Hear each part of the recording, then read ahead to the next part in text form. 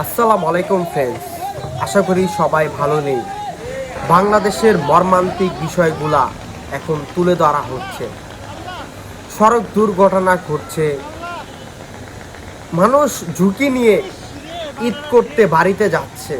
কি দরকার এত ঝুঁকি নিয়ে? সদরঘাট লঞ্চ ধাক্কায় কিছু মানুষ মারা গেল, তাদের পরিবার কান্নায় আহাজার। বগুড়ায় সান্তাহারে ট্রেনের ভুগি এটা বিচ্ছিন্ন হয়ে উল্টিয়ে পড়ে গেছে, অনেক মানুষ মারা গেছে, সেটা প্রকাশ করা হয়নি।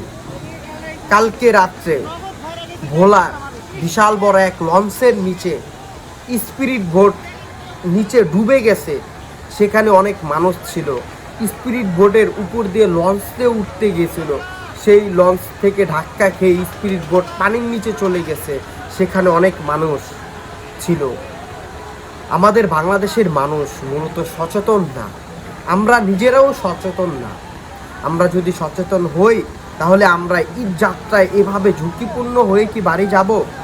ট্রেনের ছাদে, বাসের ছাদে, লঞ্চের ছাদে, লঞ্চে মানুষের জন্য এত ভিড় কেন থাকবে ভাই?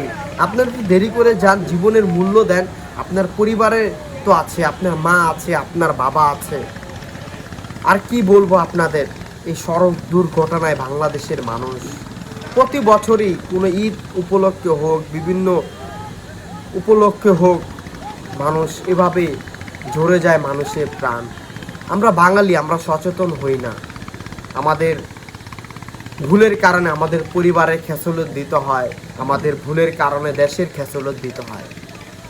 তাই সর্বক্ষেত্রে আমি বলতে চাচ্ছি বাংলাদেশের প্রশাসন সব জায়গায় যেন দায়িত্বভাবে কাজ করে।